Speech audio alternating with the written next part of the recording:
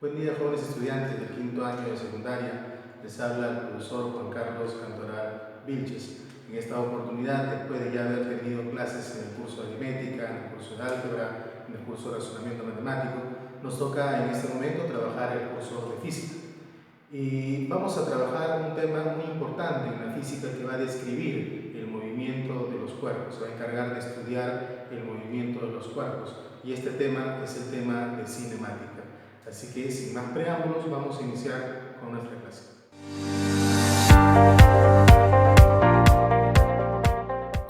Bien, iniciamos con nuestra parte teórica. Aquí vamos a resumir bastante nuestra parte teórica para poder luego pasar al bloque de problemas propuestos en nuestro material, donde vamos a aplicar estos pequeños conceptos que vamos a trabajar aquí. Recuerden que nuestro tema es cinemática y exactamente dentro de ella vamos a ver lo que es movimiento rectilíneo uniforme. Bien, entonces ya hemos dicho que nuestro tema es cinemática y la cinemática se va a encargar de estudiar el movimiento de los cuerpos, ¿correcto? Entonces vamos a empezar por definir cuándo un cuerpo se encuentra en movimiento, ¿correcto? Decimos nosotros que un cuerpo se encuentra en movimiento cuando cambia de posición a través del tiempo respecto de un sistema de referencia, ¿correcto? A ver, aquí hablamos de un sistema de referencia y hablamos de que este cambio se produce a través del tiempo. Entonces nosotros tenemos que trabajar, ¿correcto?, en un sistema de referencia que por lo general para nosotros es el plano cartesiano. ¿Correcto? Para nosotros nuestro sistema de referencia es el plano cartesiano. Es en este plano donde nosotros ubicamos todos los puntos en los cuales nosotros queremos estudiar. Nos habla de que este cambio se da a través del tiempo, entonces necesitamos también un sistema temporizador, ¿correcto? Comúnmente un reloj o un cronómetro, ¿sí? Dice que aquí, para que un cuerpo tenga movimiento, se tiene que producir un cambio de posición. Pero la pregunta sería, ¿no? Ahí tengo un cuerpo. Por ejemplo, la pregunta sería, ¿un cambio de posición con respecto a qué? Porque si tengo un sistema de referencia, es porque este movimiento se tiene que dar respecto a algo, ¿correcto? En referencia a algo. Por lo tanto, entonces, nosotros ubicamos como punto de origen, ¿correcto?, el origen de coordenadas, y ese origen de coordenadas vendría a ser el punto por el cual se encuentra un observador, ¿correcto?, divisando el movimiento o cambio de posición de un cuerpo, ¿correcto? Esta esferita que nosotros tenemos aquí, que inicialmente se encuentra acá, con respecto a nuestro plano cartesiano y a nuestro origen de coordenadas, yo puedo ubicarlo a partir de una flechita, ¿correcto? Esa flechita me indica a mí que se llama posición inicial, ¿correcto? Esta esferita, ¿correcto?, se ubica en este punto respecto del origen. Pero cuando esta esferita empieza a moverse, ¿correcto?, empieza a cambiar de posición, como por ejemplo ahí, empieza a cambiar de posición, y terminó en esta otra posición, por lo tanto esa vendría a ser para mí mi posición final. Ahora, esta secuencia de puntos por donde pasó esta esferita se le llama trayectoria, ¿correcto? Y el cambio de posición desde el punto inicial hasta el punto final viene a llamarse desplazamiento. Entonces, cuando un cuerpo se mueve, cuando se desplaza, cuando ocurre un desplazamiento, ¿correcto? Tanto la posición inicial como la posición final y el desplazamiento son cantidades vectoriales, por eso es que su representación es mediante una flecha, ¿correcto? Son cantidades vectoriales, por eso es que se representan mediante una flecha. Ahora, si tú recuerdas, ¿correcto?, en el tema de vectores, en análisis vectorial, teníamos nosotros el método del polígono cerrado. Ese método decía que los vectores que van en una misma secuencia equivalen a los que van en secuencia contraria, ¿correcto?, en otra dirección, en otro sentido. Por ejemplo, aquí RI y triangulito R van en una misma secuencia y en secuencia contraria va RF. Por lo tanto, entonces yo digo del gráfico, la posición inicial más el triangulito R, que es el desplazamiento, equivale a la posición final. Y eso es algo lógico, ¿no? ¿Dónde te ubicas al final? Allá, de donde empecé, más lo que me he movido, ¿correcto? De aquí, nosotros haciendo una transposición de términos, tendríamos que el desplazamiento sería la posición final menos la posición inicial. Ahora, cuando yo hablo, porque aquí hay algunos términos que de repente tratan de confundirse, ¿no? Por ejemplo, también hablamos nosotros de distancia. ¿Qué vendría a ser una distancia? La distancia vendría a ser el módulo del vector de desplazamiento. ¿Qué cosa es el módulo? El tamaño, la magnitud, la longitud. ¿Correcto? ¿Sí? Ya está. Entonces, y aquí también llamamos recorrido a la longitud de toda la trayectoria. ¿Correcto? La longitud de toda la trayectoria se llama recorrido. Dependiendo de la trayectoria que siguen los cuerpos para poder clasificarlos. Si los cuerpos siguen una trayectoria recta, entonces el movimiento es un movimiento rectilíneo. Si los cuerpos siguen una trayectoria curva, entonces el movimiento es un movimiento curvilíneo. ¿Correcto? ¿Sí? Pero a nosotros nos toca estudiar el movimiento rectilíneo uniforme. ¿Recuerda tú? ¿Por qué se llama movimiento? Porque ocurre un cambio de posición. ¿Por qué se llama rectilíneo? Porque sigue una trayectoria recta. ¿Y por qué se llama uniforme? Vamos a verlo en la siguiente presentación. ¿Correcto? Pero antes de eso, de definir las características del MRU, vamos a encontrar un par de diferencias. Por ejemplo, primero, velocidad. ¿Qué cosa es la velocidad? Es una magnitud física que nos indica cuán rápido cambia de posición un cuerpo respecto de un sistema de referencia. Ahora, las velocidades pueden ser de dos tipos. Pueden ser velocidades medias, ¿correcto? O velocidades instantáneas. Velocidades para un intervalo de tiempo o velocidades para un instante de tiempo. ¿Correcto? Por ejemplo, de repente alguno de ustedes sí ha podido observar las velocidades instantáneas cuando se han desplazado de repente en algún bus interprovincial y ese bus en la parte delantera tiene una pantallita en el cual muestra una velocidad que va cambiando constantemente. Esa velocidad te indica una velocidad instantánea. Es la velocidad que tiene ese móvil en ese instante de tiempo en el que tú estás observando esa pantallita.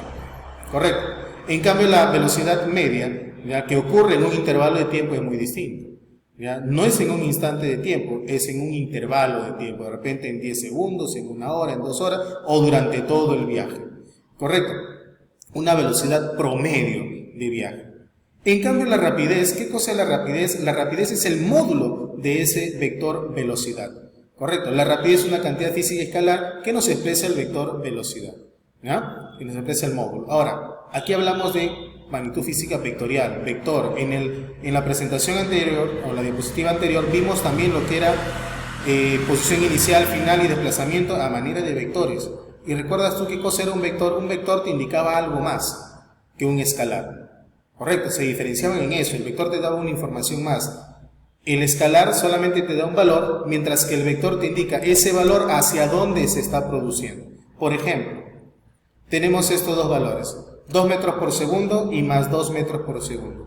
Hay uno de ellos que me indica algo más. 2 metros por segundo, el primer valor, me indica cuán rápido se mueve un cuerpo. Mientras que el segundo valor me indica algo más. Profesor, pero si los dos aritméticamente hablando son lo mismo, sí. Pero si yo hablo de manera vectorial, estos dos son distintos. Porque este más 2 metros por segundo me indica que el cuerpo se mueve a la derecha.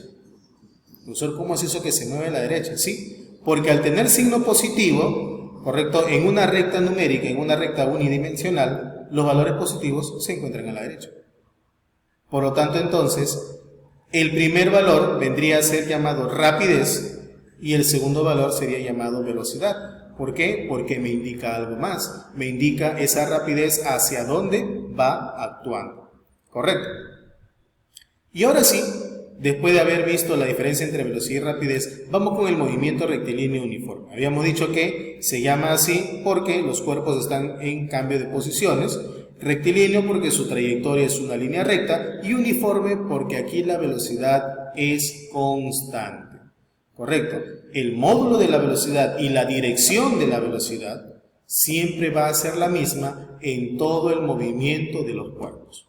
Aquí lo que se cumple es que a intervalos de tiempos iguales, distancias recorridas iguales. Y eso es lo que podemos observar nosotros aquí en nuestro gráfico. A tiempos iguales, distancias recorridas iguales. Ahora, Aquí este movimiento rectilíneo uniforme tiene algunas características, como por ejemplo, ya habíamos mencionado que la velocidad permanece constante, ¿correcto? En tiempos iguales se recorren distancias iguales y la distancia recorrida es directamente proporcional al tiempo transcurrido. A mayor tiempo, mayor distancia, ¿correcto? Y la distancia también es directamente proporcional a la velocidad, porque a mayor velocidad, mayor distancia. Es por eso que la fórmula que se usa aquí es distancia igual a la velocidad por el tiempo. Correcto. La velocidad por lo general, bueno, por lo general no, de acuerdo al sistema internacional, ya hemos visto que se mide en metros por segundo, el tiempo en segundos y la distancia en metros. Pero también puedo usar otras unidades de medida, como por ejemplo la velocidad en kilómetros por hora, el tiempo ya sería en horas y mi distancia en kilómetros.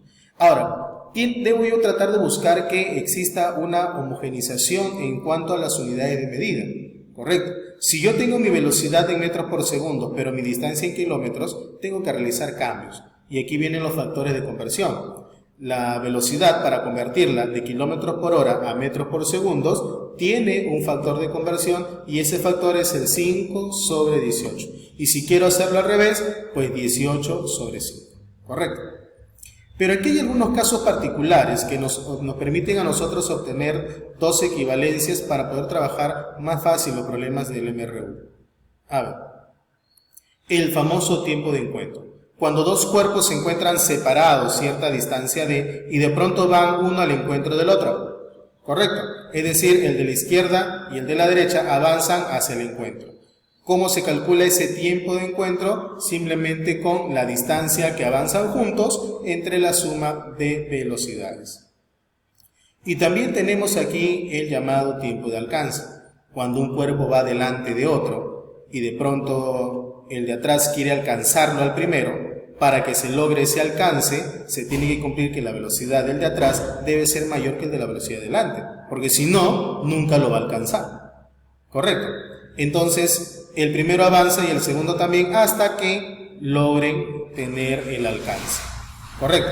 Ahora, las demostraciones de estas dos equivalencias tienen una demostración utilizando la geometría, exactamente la parte de segmentos. ¿Correcto? ¿Sí?